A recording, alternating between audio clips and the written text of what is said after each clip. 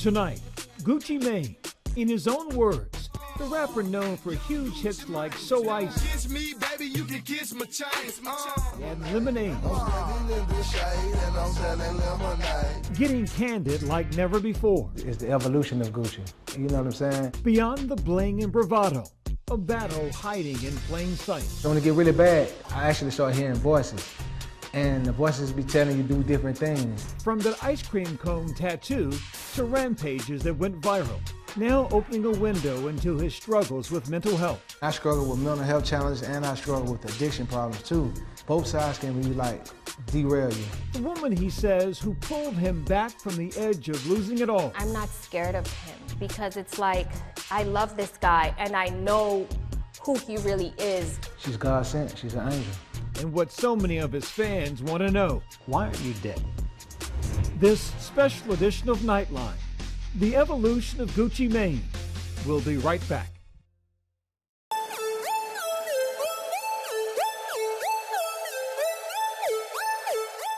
The one question I wanted to ask you is this: why aren't you dead?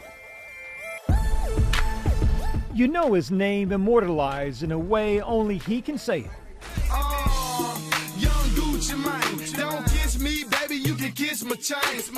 From the heavy bass track on So Icy, turning lemons into the more upbeat Lemonade. I'm moving slow, cause these heroes in my lemonade. I'm standing in the shade and I'm selling lemonade. And then slowing it way down for Wake Up in the Sky with Bruno Mars. I got white girls blushing, homie, college girls rushing on me. All my diamonds custom, so they clutching and they touching on me.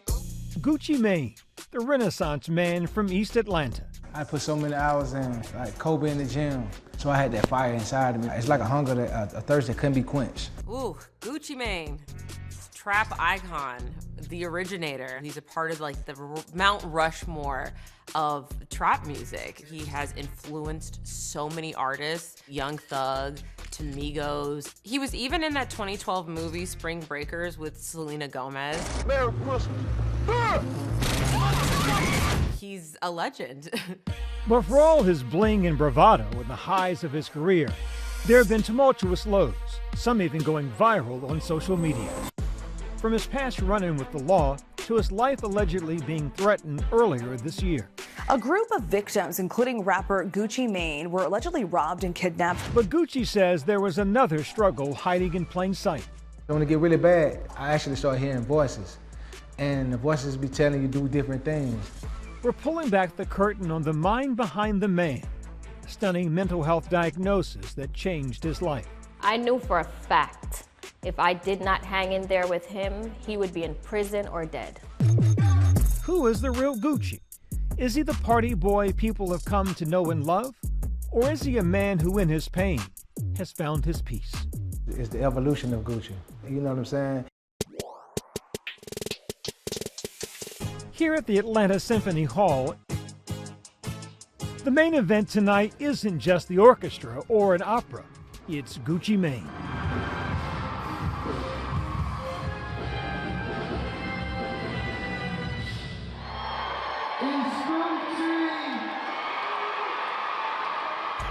The 46-year-old fusing his rap repertoire with classical backings, showcasing some of his biggest hits like Pills,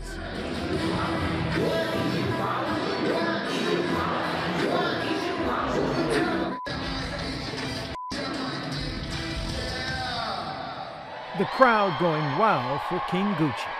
I'm a #1 Gucci fan from back in the day. There was so many different people from different cultures like coming and like really grooving and having a great time. I was able to come out tonight and celebrate his old music and still recognize this is the new Gucci. To this new Gucci, moments like these, so bright and joyful, once seemed unimaginable. The dark side is what keeps me humble. And it lets me know, like, hey, I'm not a perfect person. I got other parts of my character. Everything ain't always good. He wrote about that dark side in a gritty, recently released memoir called Episodes, chronicling his battle with mental illness and addiction. For the greater part of my 20s and part of my 30s, I struggled with severe addiction, along with a dormant mood disorder that suddenly became active and destroyed my mental health. Gucci says he's been diagnosed with bipolar disorder and paranoid schizophrenia. What made you write this book? I wanted to help people. I need to write a book to kind of be like a handbook or a manual for artists that's going through something, let them know, hey, I've been through this. If I can do it, you can do it, and this is what I did to get past it. Gucci says he experienced what he called episodes, stretches of time where he would black out and have lapses in memory. The episode is a brief days or up to a week to a month of me not really thinking rational, hearing voices, and not being myself, and at the same time doing things that are super irresponsible. It's a total loss of control. It starts building, it starts just building like a snowball. Bipolar disorder, the common symptom is depression and then a manic or hypomanic episode, which is where your thoughts are racing or maybe you feel on top of the world. Whereas paranoid schizophrenia is a disorder that is characterized by paranoia, where you feel afraid, maybe people are out to get you or you hear voices. Dr. Janet Taylor has not treated Gucci, but is a psychiatrist specializing in addiction. If you have a history of substance abuse or actively using substances, then that can make it worse. In his book, Gucci describing the depths of the darkness that his deteriorating mental health took him to. My brain sometimes is like a ticking time bomb. Tick, tick, tick. When the bomb's gone off, so much harm has been done. To me, to the people I love, to my music, hell, even to the streets. The one question I wanted to ask you after reading your book is this: why aren't you dead? I don't know. I think by the grace of God, I survived so many episodes. One episode playing out for the world to see, caught on video. In September 2013, Gucci went on a rampage, walking into the Lenox Square Mall in Atlanta and nearly getting into a fist fight with a bystander. I never had got treatment or help, so I was just doing a whole bunch of irresponsible things.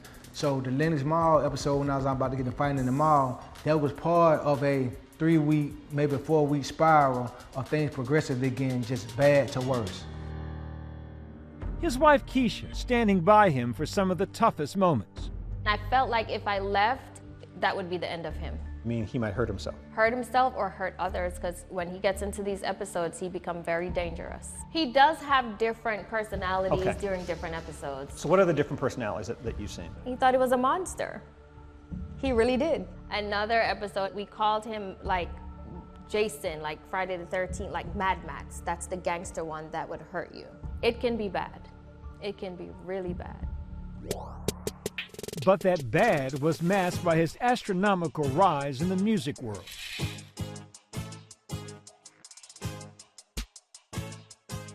He's been heralded as the most influential underground rapper of the 2000s. Your club night wasn't popping unless you were playing Gucci back to back. He really flooded the markets, right, with music. And while he remains true to the trap music sound, obviously working with artists like Mariah Carey. You should name Mariah Carey, bling, blow, wow. I wish I had a lot to take the test right now. Shows the growth in being able to make music in other genres. The Grammy nominee, even today, has over 18 million monthly listeners on Spotify. Often in his most viral moments, like that infamous ice cream cone he got tattooed on his face in 2011, Gucci says the world was looking at someone in the midst of a psychotic break who didn't realize it. I really felt numb, and I kept going getting tattoos to try to make me feel something. I don't know if I wanted to get a feeling or a reaction out of myself to drive me out of something, but it just get more and more extreme, and that led to the ice cream cone tattoo. Right here, please. That tattoo celebrated, but also ridiculed by fans. Right here by Live Nation. I just remember we were like, what the heck? Like, what is this? Is everything okay? What is going on?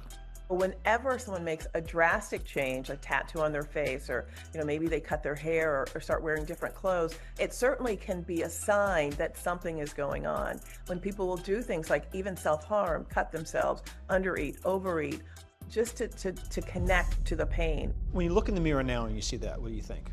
It doesn't bother me at all. Now it's like a part of who I am. It was a time when I first got it, like after a little bit, I kind of regretted it. You were in one of your episodes. 100%. These episodes, where his deteriorating mental health sent him into a downward spiral, were often fueled, he says, by lack of sleep and frequent drug use, including lean, an often dangerous mix of prescription cough syrup, soda, and sometimes hard candy. I struggle with mental health challenges and I struggle with addiction problems too.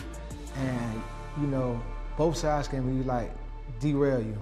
When you use a substance, it goes to your brain, certain parts of your brain, and can impact the same neurotransmitters that cause mental illness. So in some cases, while people are trying to take a substance to change how they feel, it may worsen it or make somebody more likely to be psychotic. Usually I have an episode, and then by the end of it, I'd be in jail. How many times have you been in jail? I've been in jail maybe 20 times.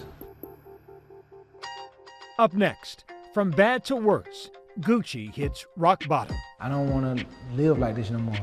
And the woman who helped the music mogul dig himself out of the darkness.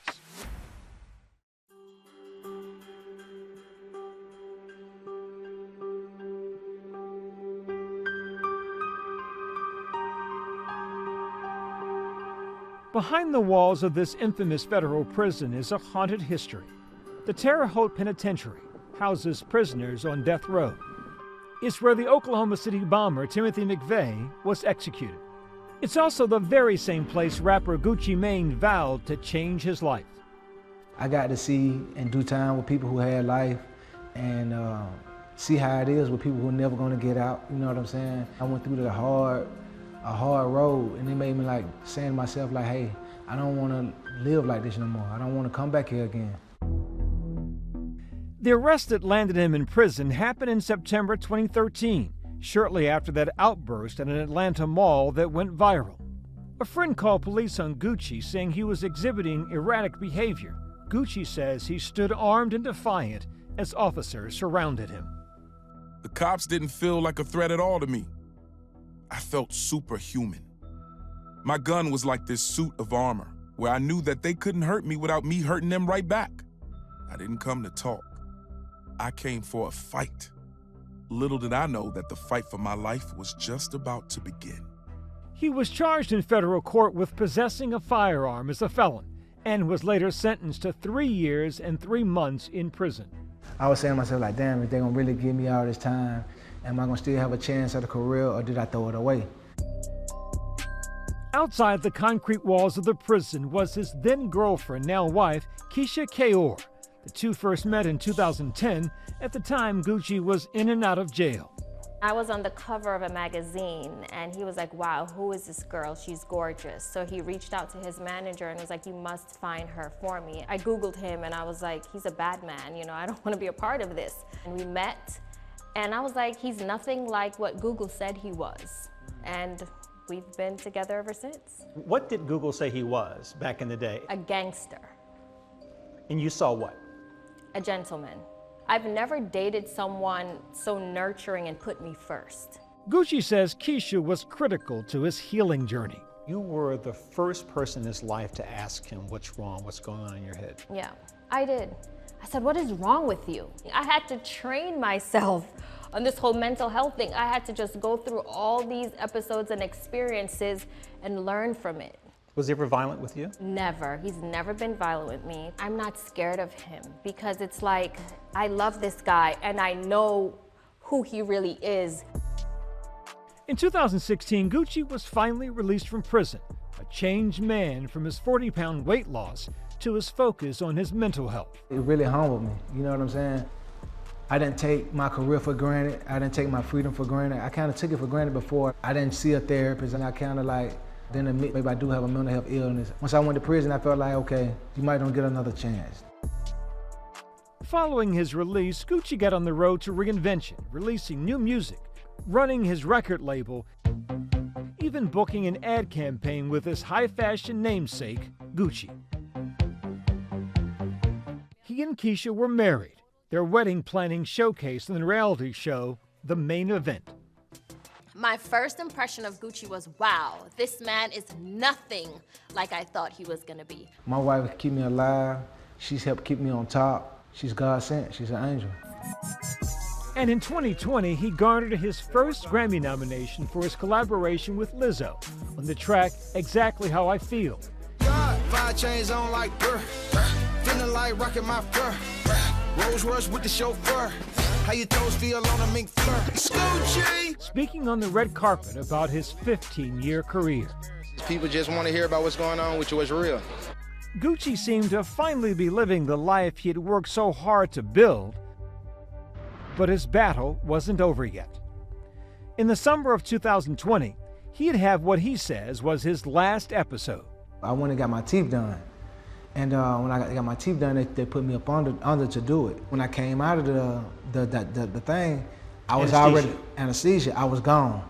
I was already tripping, texting people crazy stuff, and it just started spiraling backwards from that. Like, it was really bad. I even texted some artists like Drake. A lot of these people were my friends. I loved them, and I said such hurtful things to them. Anesthesia can certainly impact the brain, and it's not so much related to whatever the condition is, but how we metabolize certain things. It could be the fact that he did take drugs and might have altered his brain structure. In addition to the messages, Gucci went on an epic Twitter rant that made headlines around the world. There are many people who know you, many people who watch this who will say, he's making excuses for bad behavior. You say what? I would say just because I have episodes, I'm not void of accountability. I take accountability for a lot of things I said and a lot of things that I did. And because it's still on me to take my medication, to see the therapist, all that, I gotta be responsible for. And the last 5 years, I tell you that, I'm just like, I would never leave that into nobody else's hands but mine. But not everyone is supportive of this new Gucci. You have the haters that are like, that's not him. And instead of you praising him and giving him encouragement, you're trying to pull him down. Some even accuse Keyshia of controlling him. What some have called control, the old saints would say, that's love. I do love my husband, and it's us against the world, and I will do whatever it takes to protect him, to keep him well, to keep him happy. So they're just gonna have to hate me. Period, full stop. Period, full stop. Shortly after we last filmed with Gucci, he found himself the victim of an alleged robbery and kidnapping scheme. Memphis rapper Pooh Shiesty charged with kidnapping and robbing fellow rapper Gucci Mane following a contract dispute with Gucci Mane's record label. The suspects used guns, including allegedly an AK-47 style rifle, and wouldn't allow the victims to leave. Nightline reached out to Gucci Mane about this incident, but through his attorney, he declined to comment. He hasn't spoken publicly about the alleged incident, but has released new music seemingly referencing the ordeal. I thought it was a business meeting, but it was a setup. I walk in the room, you can feel the pressure building. Dap me up the whole time they plotting against me. One thing is clear, Gucci Mane will continue to surprise us all. We'll be right back.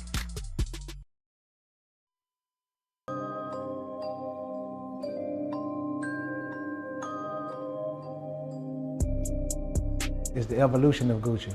I'm not the same person I am. I'm not looking back to that. You know what I'm saying? If y'all enjoy him so much, listen to those music, go visit those videos. I'm not who I used to be.